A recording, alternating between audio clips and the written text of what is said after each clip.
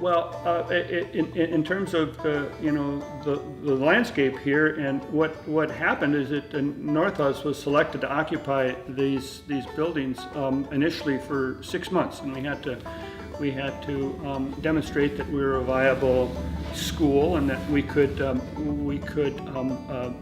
pull off classes and get the school up on step. And so we had these buildings here, which were U.S. Forest Service warehouse buildings that all of a sudden were vacant. The original lease that the Forest Service had was with the city, so the city got these buildings back, and the city had North House in mind as a good way to occupy these buildings. And so what we did was we set out refurbishing the buildings, and we had office space in the white building. Tom Healy lived in the office in a little sleeping bag back in the corner underneath his desk. There was a microwave in there, and there was no computers then, of course, just telephones. And Tom was this major trooper, And then so we fixed this building up first, the red building we call it. And Tom's office was over there, I think, primarily because he was the administrator guy, and my office was right back here by the telephone back here because I was teaching a lot, so I was, we were solo directing, and so my office was over there. I was directing while I was teaching classes, and it just evolved. Tom and the board were really good in raising the money through various people and individuals and organizations to make this place happen.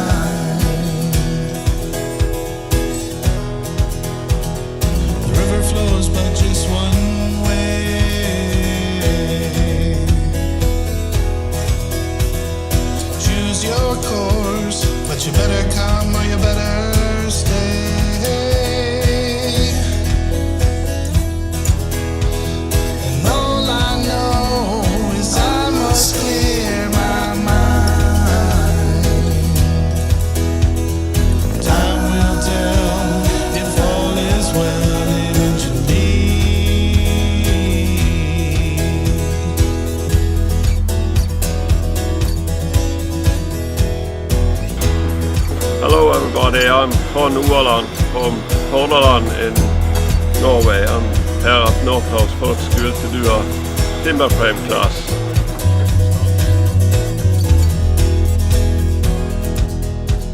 A bright light there I can see, shining down, coming up straight out of me.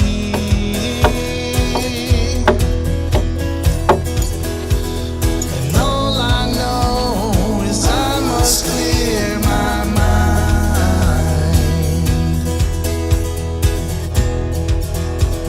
Swimming pool on a hot day, smiling friends, each with a lot to say.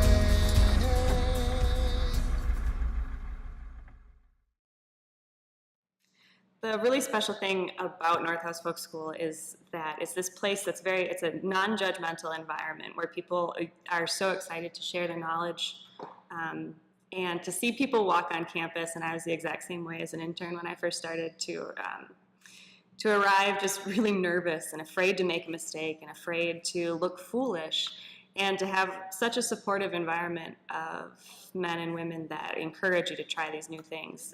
By the end of my internship, I wasn't afraid to walk up to anybody and ask any ridiculous question, because that's how you learn. And I feel so grateful that that internship empowered me to kind of have my own voice in craft, and to take my own risks and create my own little niche. The internship was kind of like a missing piece, I would say, with all of my other experiences. I got to try so many different crafts. It was really empowering to suddenly be in this community of people with such incredible experience and knowledge. And when I took the shoemaking class with Jason Holveter of Portland, with those Scandinavian turnstile shoes, it was like I was a shoemaker in a past life or something. It just really felt right, and I knew that that was what I wanted to continue to pursue. And I apprenticed with Molly Grant in Deerfield, New Hampshire, and went around the country with her to high-end craft shows and learned a lot from her. And now I have my brick and mortar business in Duluth, and I teach shoemaking and leather work at Northhouse.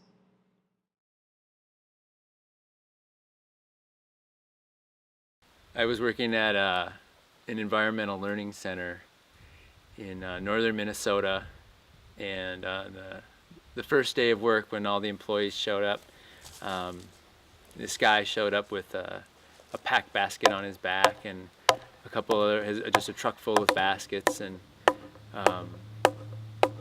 I was intrigued by that, and you know, through the course of the school season that we worked there together, I made him teach me how to make the baskets, and we spent a lot of winter nights carving spoons and doing things like that.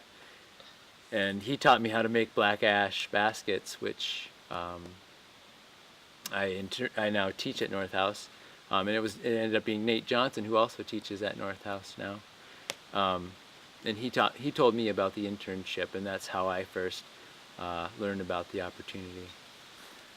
So I worked here my senior summer of college at a canoe outfitter up the Gunflint Trail, and ever since then I had wanted to make the North Shore home, Grand Marais home, and just never really figured out how to make that happen. And then getting the internship at Northhouse really plugged me in to the community, and I met so many people, and I had so many connections after that 10 months that it was easy to find a route to stay here. When we decided to stay here, we needed a place to stay, so I decided to build a yurt, and through that process got plugged into teaching the class at Northhouse. We lived in the yurt for 2.5, 3 years, and then I built this log cabin that we now live in. And in addition to the yurts, I'm teaching black ash basketry, ski making, harvesting wild rice, wild edibles, and I also do a toboggan program with the elementary school kids every other year. Craft craft entered my life, I guess, when I decided that I needed to learn how to survive and meet my needs myself. I needed to know that. I needed to know how to do that. And it started with simple things like learning how to make a fire, with friction. And it continues on with, building your own house and chopping firewood and just learning all of those skills. I guess the attraction was just the quiet of everything and the wild spaces, the vast amount of wild spaces that were here really drew me in.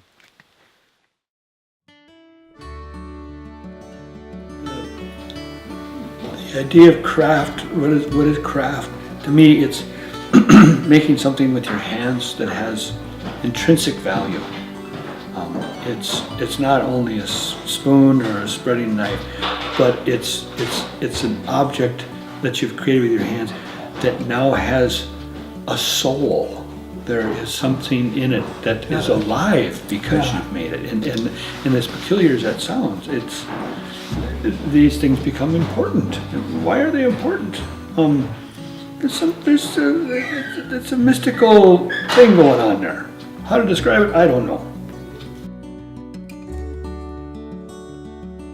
A place for ordinary folks to cultivate extraordinary creativity. Generosity. Forging community through craft. Surprising. This is a place where I've really learned how to read the landscape. A place for people to be themselves and share themselves. Welcoming. They're watching somebody who's very accomplished, but yet they're doing it right in front of them. And they feel like they can be a part of that. Learning about life through craft is beautiful. A place that enables people who can't live without making things. Sharing. It's discovering the things that one would never know existed. Egalitarian. Therapeutic.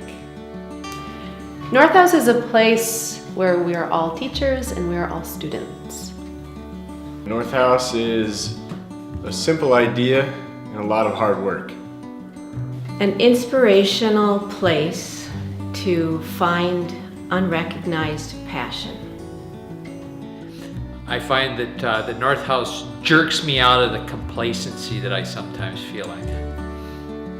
I came here to feed curiosity and to inspire imagination.